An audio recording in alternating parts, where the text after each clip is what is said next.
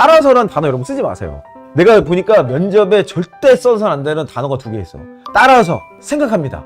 이 두 가지 쓰지 마. 면접의 기본기부터 다져야 할 경우, 아마 뭐 기본기라고 말씀은 드렸는데 대부분의 케이스가 어떤지를 한번 보도록 하겠습니다. 자, 먼저 회계 케이스부터 한번 볼게요. 필살기에 대한 개념이 탑재가 안 된 채로 면접에 가면, 특별히 직무 면접에서 이런 경우가 생겨요. 1분 자기소개를 보면은 이렇게 시작했어. 자, 안녕하세요. 네 이놈 사업운영팀 회계직무에 지원한 뭐 땡땡입니다. 아, 왜 이름을 저렇게 해가지고 내가 계속 화를 내게 만들어. 네 이놈의 사업운영 및 계약 업무를 경험해보기 위해 이 직무에 지원하게 되었습니다. 갑자기 지원 동기로 시작을 하죠. 저는 인턴 업무 도중 매뉴얼 작성으로 업무율을 상승시킨 경험이 있습니다. 여기서 얼마나가 없어요. 얼무새가 나와야 되는데. 혹시 업무 매뉴얼이 없었지만 ERP 시스템 분석하고 이전 전표들을 분석하여 업무 매뉴얼을 작성했습니다. 회계 직무에 지원했는데 업무 매뉴얼밖에 경험이 없어요. 조금 더 회계 직무랑 연결시켰다면 더 좋았겠죠. 이 경험을 통해 네 이놈에서도 빠르게 업무를 적용하고 효율적으로 일하는 사람이 되도록 노력하겠습니다. 자, 1분 자기소개를 저렇게 얘기를 했어. 저기까지 딱 들으면 면접관들은 어떤 느낌일까요? 여러분들이 면접관의 입장을 조금 더 이해하고 면접관이 생각하는 대로 생각할 수만 있다면 훨씬 더 쉬워질 거야. 아, 내 이놈 이런 생각을 했구나. 매우 차라 뭐 이렇게 되겠지, 그죠? 그냥 아무 생각 없을 확률이 높아요. 면접관은 별다른 임팩트가 없어. 무슨 질문을 해도 굉장히 난감한 상황이 될 거예요. 그래서 아마 그렇지, 듣지도 않고 그냥 자기소개서 열심히 읽고 있었을 것 같아요. 그러다가 갑자기 준비되지 않은 질문이 갑자기 뻥 나올 수 있습니다. 근데 다행히 지금 이분은 첫 번째 질문이 이거였어요. 매뉴얼 작성하신 부분에 대해 관심 있게 보았는데요. 경험에 대해 구체적으로 말씀해 주실 수 있나요? 회계 직무인데 매뉴얼 작성 경험을 얘기했어요. 근데 다행히도 그 경험을 딱 물었어. 얼마나 다행이에요.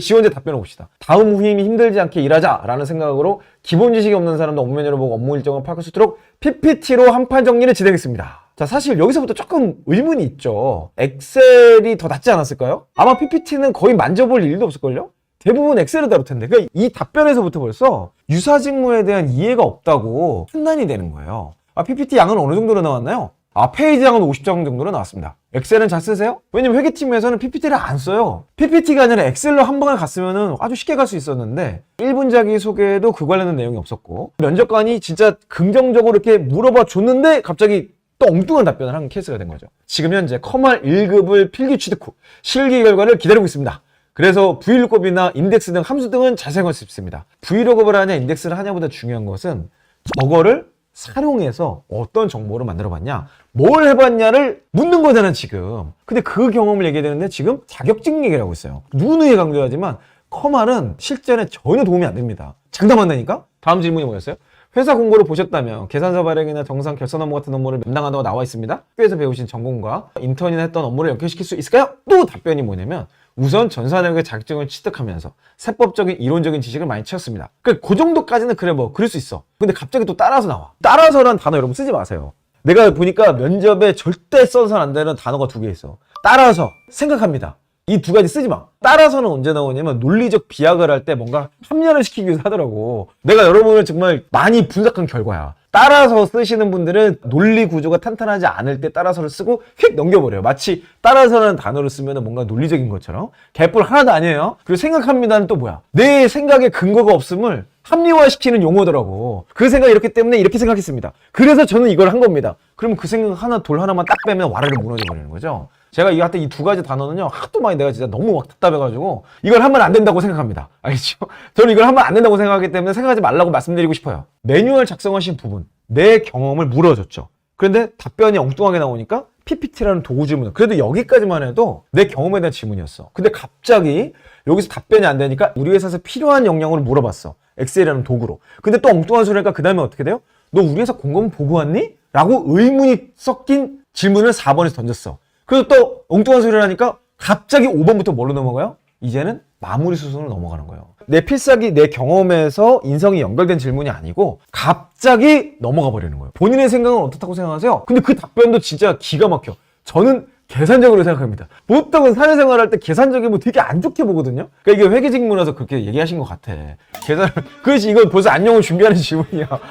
나가는 길에 저쪽입니다. 뭐 이런 지금 거의 그 분위기인데 나는 계산적으로 생각합니다. 그러면 이제 벌써 다 끝난 거지. 다음 질문이 뭐예요? 아니 지금까지 얘기한 거 말고 혹시 다른 경험 없어요? 라고 그런 질문으로 넘어가는. 그것도 답변이 갑자기 박람회에서 행사장 업무를 담당했던 의자 수를 관객 수에 맞춰서 갑자기 이게 뭐 서비스업이야 무슨 뭐 영업 지원이야 뭐야 갑자기 뭐 이상한 걸 저희가 이 예시를 보여드릴 때 항상 맨 앞에 자주 하는 실수를 먼저 보여줘요. 이걸 딱 보다 보면 4살이네 그러죠. 혼자 막 상처받아. 저 때문에 또 상처받고 그러지 마. 여러분 아니에요. 이거. 그리고 또 한편으로 그냥 나구나. 그냥 그렇게 이해하시면 되겠습니다. 너야 너. 다음 이공계. 자, 연구개발사례입니다. 자, 이분도 이제 연구개발이니까 사실 필살기가 상대적으로 쉽거든요. 숫자로 얘기할 수도 있고 과정도 좀 명확할 수 있어. 안녕하십니까. 지원자 박영구입니다.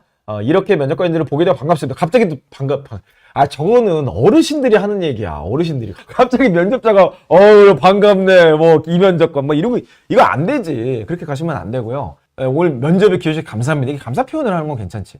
저의 장점은 지치지 않는 근성과 성실합니다. 근데 이 이공계분들 진짜 이렇게 많이 하시더라고. 실제로 석사 연구와 연구 프로젝트에 대해서 여러 수상 업무를 통해 경험을 통해 직무 관련 경험을 쌓았습니다. 그러면 저걸 얘기해야지. 무슨 상의 공모전 1등, 뭐 어떤 경험에서 뭘 쌓았습니다. 이렇게 풀면 되는데, 진짜 진부하잖아. 그리고 필살기 2번. 또한 대학 시절 캡스톤 팀 리더를 하며, 저 대학 시절 캡스톤 팀 리더 하시는 분들이 우리나라에 한 3만 명 됩니다. 저거 한다고 리더십 역량 안 돼요. 팀원들의 소리를 하나도 팀원들의 소리 좀 놓쳐야 돼. 쌉소리 대회인데 그걸 다 들어주면 어떡해. 쌉소리는 제거하는 게 리더 역할이죠. 놓치지 않은 저의 세심함, 세심한 게 중요한 게 아니라 좋은 결과를 만드는 게 리더십이야. 이런 경험을 바탕으로 연구개발 직무에 기여할 수 있는 인재로 성장하겠습니다. 감사합니다. 지금 필살기가 전혀 전달이 안 되죠. 그러니까 첫 번째 질문이 뭐로 나와요? 연구개발에 있어서 자신의 강점은 무엇이라 생각하나요? 너 뭐 잘해? 라고 이렇게 묻는 거예요. 자기소개를 다 들어봤는데 뭘 잘한다는 내용인지가 없어요. 연구개발은 어때요? 연구개발은 아주 구체적인 자신의 전문 분야가 있어야 되고 그 분야에 대한 전문 지식이 어필이 돼야 돼요.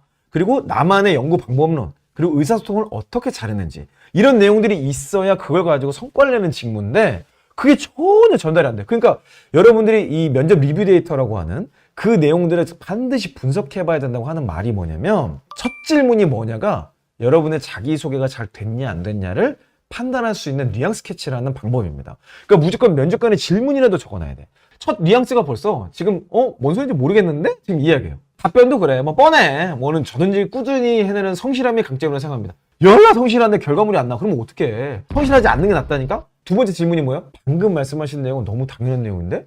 여러 실험들을 성공시켰던 노하우가 있다면 무엇인가요? 열심히 한 건 알겠어. 근데 열심히 했다라는 근거가 뭐냐고. 네, 저는 실험의 모든 과정을 데이터로 남깁니다. 그 모든 과정으로 데이터로 남기면요, 서버 터져요. 핵심이 뭔지를 분석한다든지, 데이터를 어떻게 관리하고 있다든지 그런 내용도 뭐였는데, 또 그런 내용도 없어. 그냥 좋아 보이는 말만 계속 있어. 세 번째 질문은, 우리 회사에 왔을 때 기존에 했던 연구와 다른 연구를 할 수도 있는데 괜찮나요? 3번 벌써 문항이 어때? 너가 했던 경험이 우리 회사에 별 필요 없을 수도 있어. 지금 이런 뉘앙스가 느껴지는 질문이죠. 근데 이분은 갑자기 회사가 저에게 다른 연구를 시키는 다 이유가 있을 것이라 생각합니다. 면접왕 이형 영상을 조금 부가적으로 들으신 것 같아. 뛰어가면서 이렇게 막 널뛰기로 들으신 것 같아. 제대로 안 들었어. 저거 아니야. 지금 너무 논리적 비하기 심해. 거의 따라서 같은 거의 그 느낌이야. 나는 나의 최선을 다하고 나의 뭔가 있다 이러고 갑자기 딴 거 시켜도 괜찮아. 기존에 주변에 어떻게 다 갖다 버리고 다 이유가 있겠지 뭐. 그래도 갑자기 이렇게 넘어가. 제가 전혀 다른 분야의 연구를 해본 경험이 있습니다. 경험으로 가야 돼.